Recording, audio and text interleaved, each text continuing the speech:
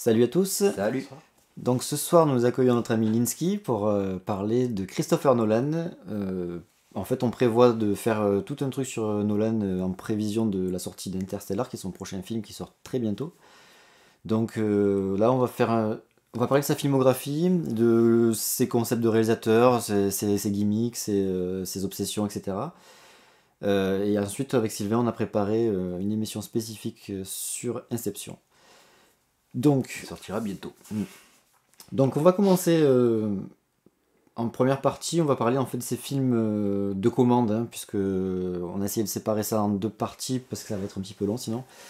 Donc ces films de commande, on va commencer par Insomnia qui est le premier, hein, c'est le film qu'il a fait après Memento, parce que les producteurs l'ont remarqué après Memento, qu'ils ont voulu prendre ce jeune réalisateur prometteur et ils lui ont mis un projet facile entre les mains, un film qui existait déjà, donc, puisque c'est un remake.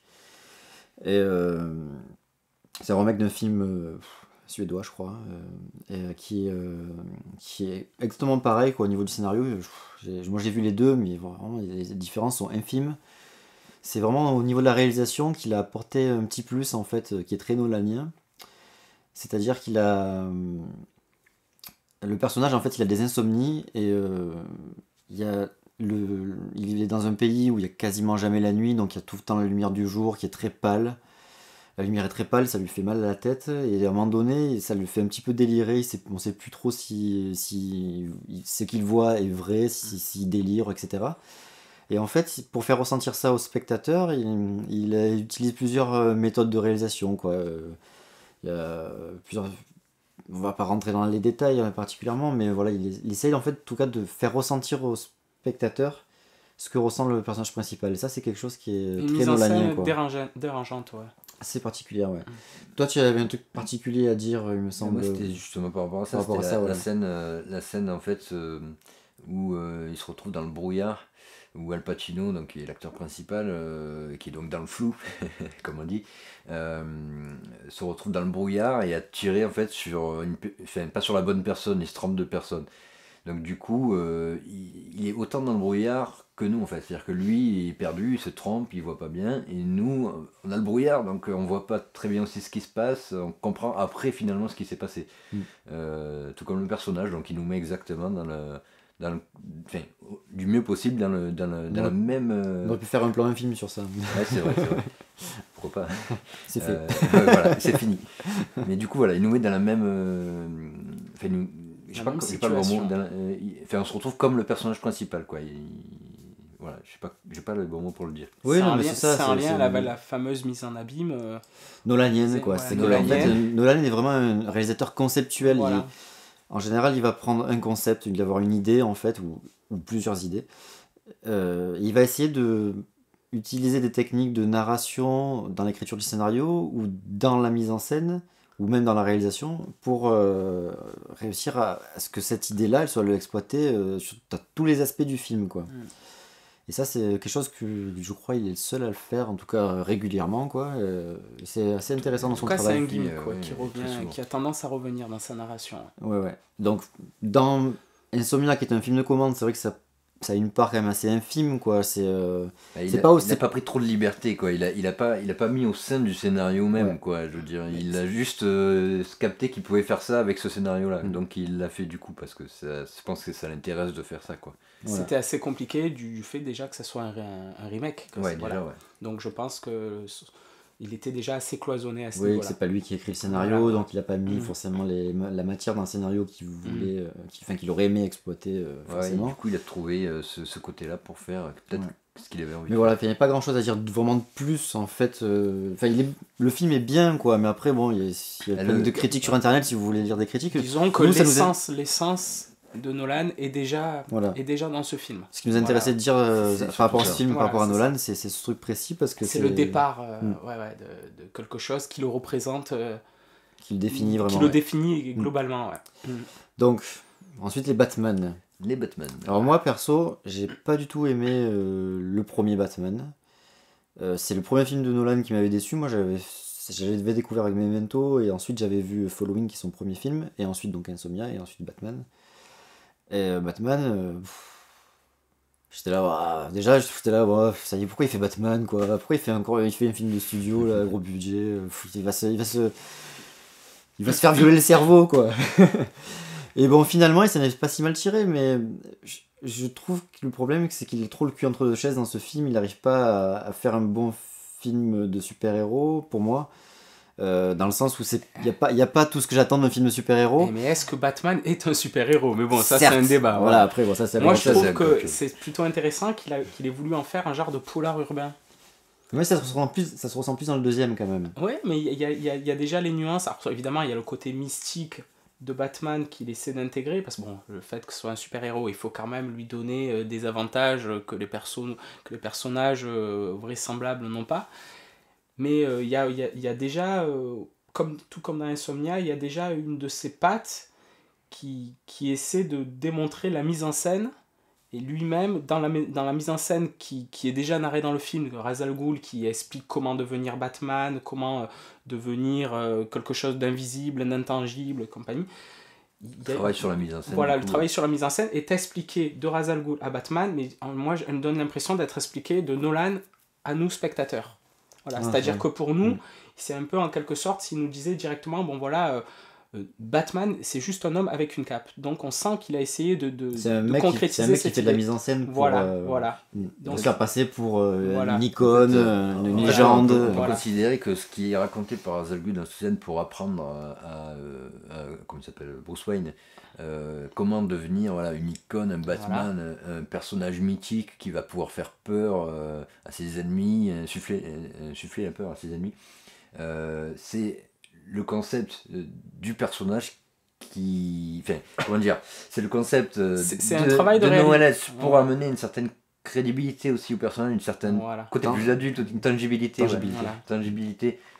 au Batman, et du coup de changer complètement de ce qui avait été fait, les précédents films qui étaient faits, qui étaient complètement... Qui étaient beaucoup plus fantastiques. Mais en fait, moi ce qui m'avait déçu, c'est que étant donné qu'il a dû faire avec des pressions un cahier des charges, un cahier des charges pour Batman, assez précis, assez lourd surtout, il m'a pas apporté quelque chose en plus par rapport au film qu'il avait fait avant. Déjà, Insomnia m'avait un peu déçu, mais bon voilà, je m'étais dit aussi film de commande et tout machin, donc j'espérais qu'il revienne à des films plus personnels. Il a encore fait un film de commande encore plus, avec un cahier des charges encore plus lourd.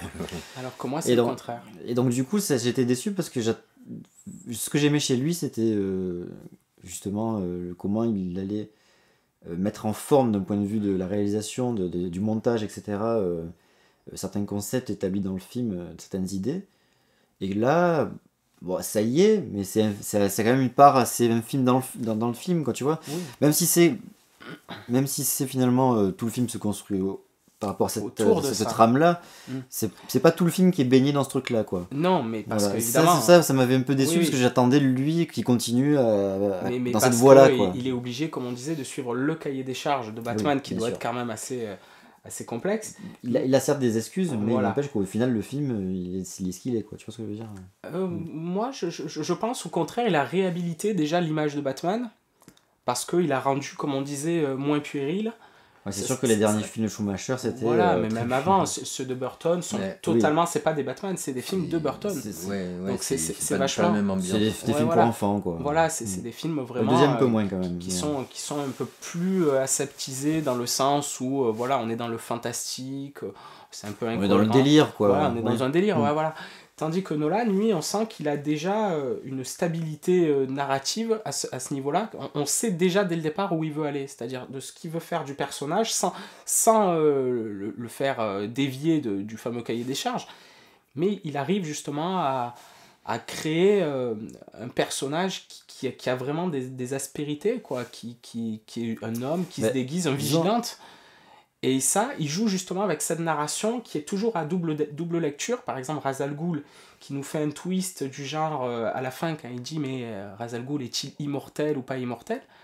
C'est assez intéressant parce qu'il va toujours instiller un genre de doute chez le spectateur en se disant « Ah, mais Ra's al Ghul, peut-être il n'est pas mort. » Oui. Et ça, c'est un peu comme dans Insomnia, c'est-à-dire cette mise en abîme de mettre le spectateur en doute. Voilà, de ne pas savoir vraiment si...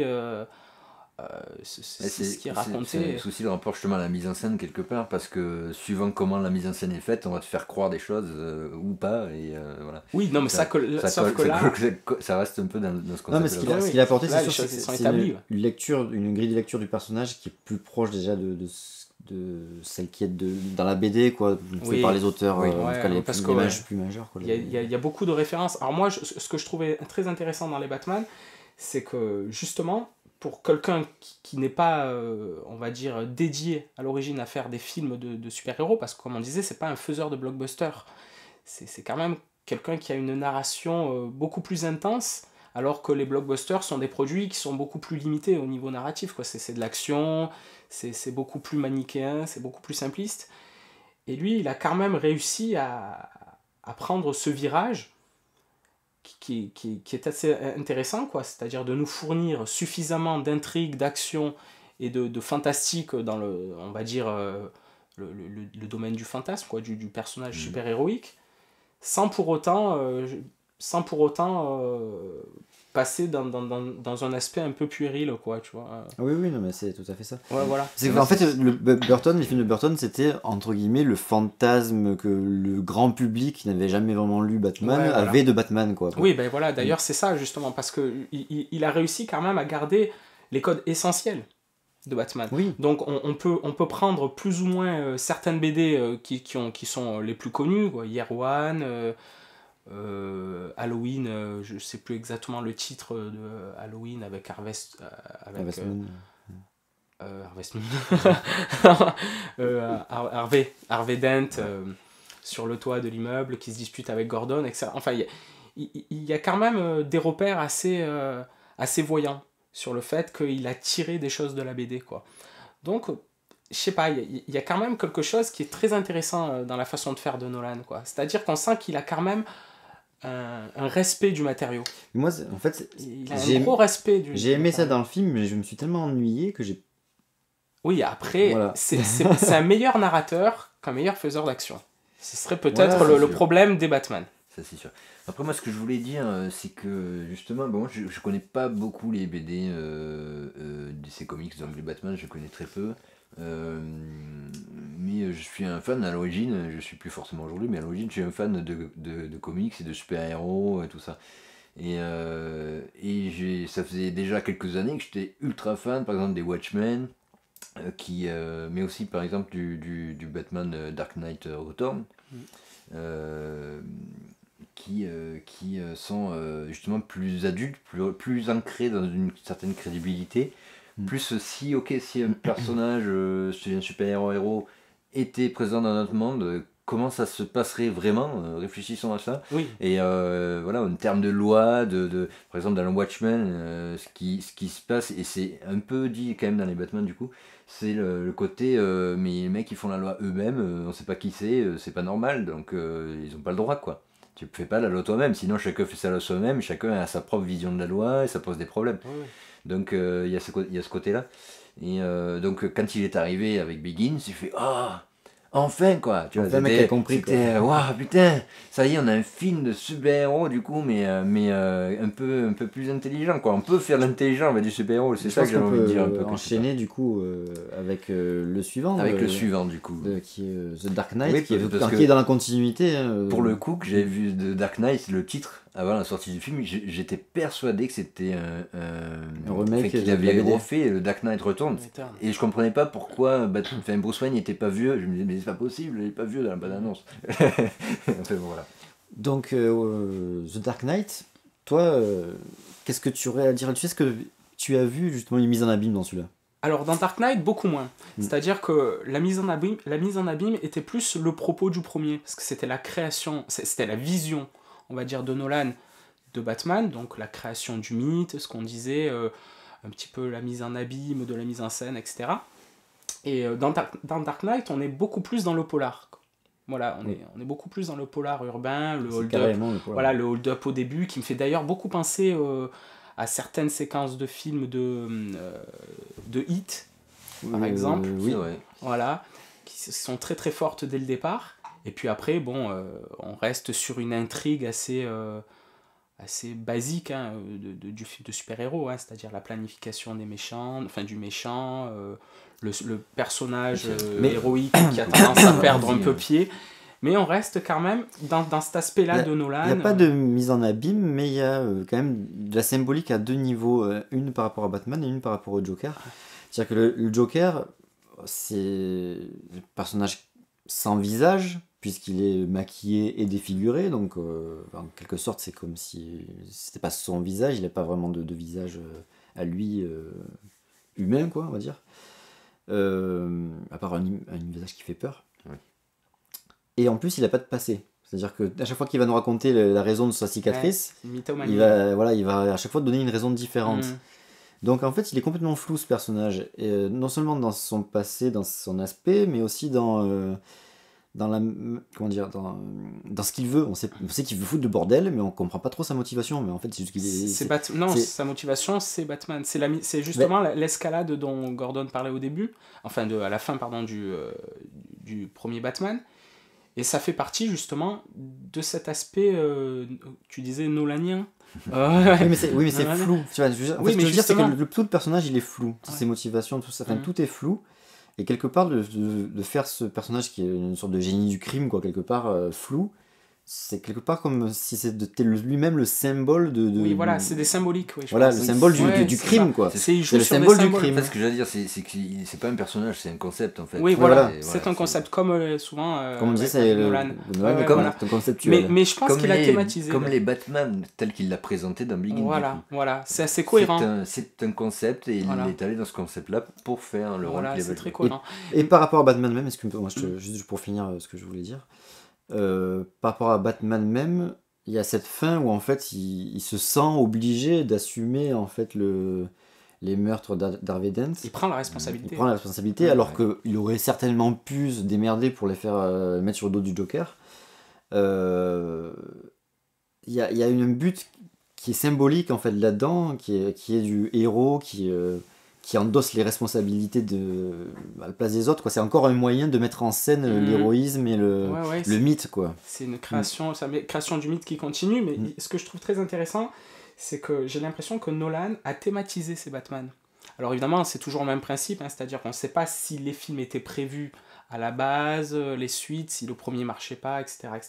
Mais moi, j'ai l'impression que la thématique du premier, ça serait par exemple la peur, parce qu'on sent que Nolan a créé tout ce qui a trait à la peur. C'est-à-dire que Ra's al Ghul apprend à Bruce Wayne à créer la peur. Donc Bruce Wayne devient Batman pour créer la peur. Le personnage de l'épouvantail crée la peur par ses gaz hallucinogènes. Et finalement, la ville elle-même est plongée dans cette... avec les ponts qui se relèvent, l'îlot, qui, je sais plus comment s'appelle le quartier, mais qui avec Arkham qui s'ouvre, les prisonniers qui s'échappent et tout. On sent que c'est très thématisé sur ça. Et le deuxième, Dark Knight, est thématisé sur la folie. Donc il y a la peur, la folie, et donc le 3 sur lequel on va venir tout à l'heure, est plus peut-être basé sur la souffrance. C'est-à-dire que c'est les périodes de Batman, c'est-à-dire la peur de ses chauves-souris aussi, c'est ce qui le rend Batman, c'est le fait qu'il ait peur.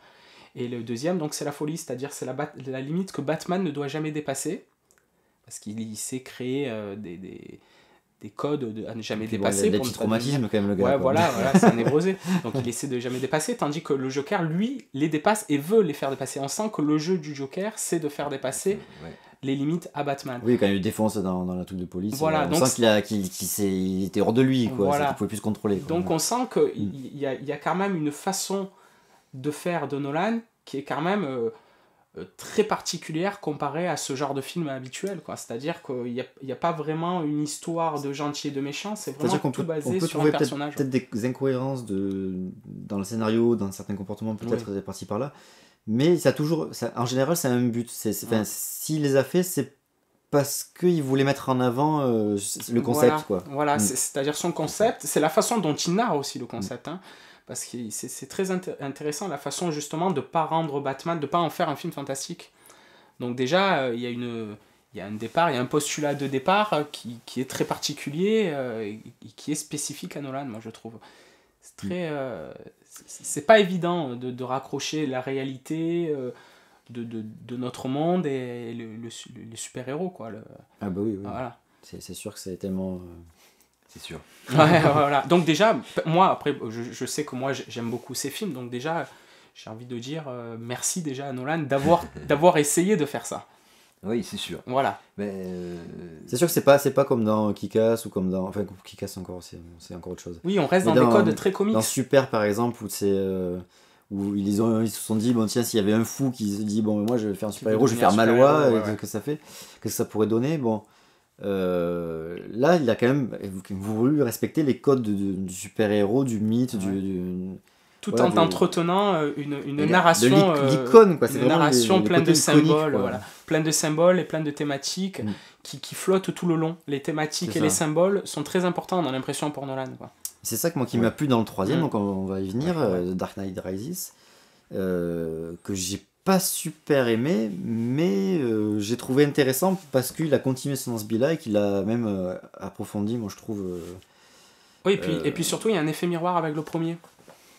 C'est-à-dire que Nolan, qui a tourné des scènes qui, moi, m'ont beaucoup... parce que je suis très intéressé, du coup, par l'image, par ce qu'il va filmer, de la façon dont il va filmer. Donc cet effet de puits, qui dans le 1, qui fait partie du traumatisme de Bruce Wayne. Donc on voit le puits en plein...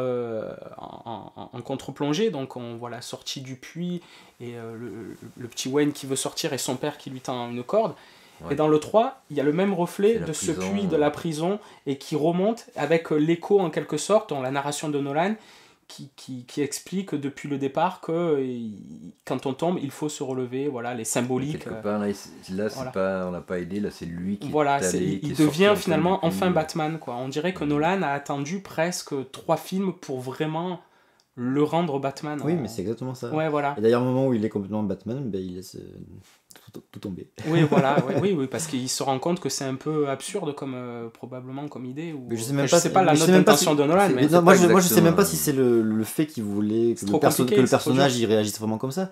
Je pense que c'est juste lui, il avait dit ce qu'il avait à dire, il a fini, donc Batman aussi a fini. Voilà. Comme c'est du concept, encore une fois. C'est son Batman. Oui, on sait même pas si est-ce que Bruce Wayne il aurait vraiment réagi comme ça, est-ce que ça paraît pas bizarre, on sait pas vraiment, quoi. Non, c'est pas le but de Nolan, c'était vraiment de montrer et puis, qu'il en avait fini avec Batman, quoi. Il en a fini, mais où il a bien réussi, c'est cette petite cabriole finale de faire le personnage sidekick un petit peu mais est-ce au milieu de l'intrigue, genre de le futur Robin ou le futur Batman. Est-ce que ça n'avait pas été imposé par les producteurs qui voulaient continuer la licence? Bien sûr, c'est possible, mais après, la façon dont c'est narré, ça, par contre, pour ma part, la façon dont c'est narré, c'est un bois. Ouais, moi aussi, je pense que pour le coup, moi, le troisième, j'ai pas aimé. Il est vrai que je l'ai pas pris d'un point de vue symbolique. Pas du tout, voire pas du tout, d'un point de vue symbolique. Et que je pense qu'en réalité, il faut le prendre comme ça, finalement, tu vois. Mais d'un point de vue, si on le regarde un peu plus premier degré...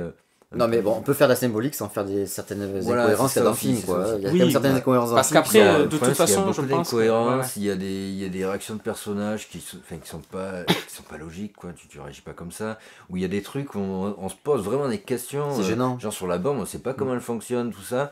Et ils te disent, ça va sauter, ça va péter, mais bon, mais tu la mets sous l'eau, elle va péter, mais ou elle pète pas si tu la mets sous l'eau. Si, mais en fait, il faut. Il y a rien à expliquer, en fait, vraiment. Donc ils ont juste mis des trucs comme ça, il y en a pas mal dans le film qui font que c'est pas que c'est pas expliqué, ils expliquent bien le coup la bombe, comment elle va exploser.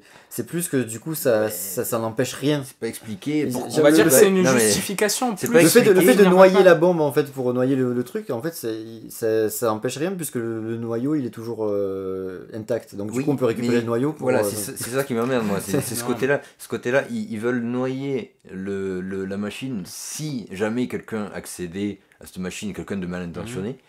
Et le problème, c'est que moi, je prends des bouteilles, des bouteilles, et je plonge et je récupère le noyau, ça ne pose pas de problème. T'es fou. Mais je pense je pense qu'ils ont certainement une logique à ça, mais sauf qu'elle n'est pas vraiment expliquée dans le film. Non, mais moi, je pense pas qu'il y ait une logique à ça. Moi, je pense que cette bombe, c'est en quelque sorte un prétexte.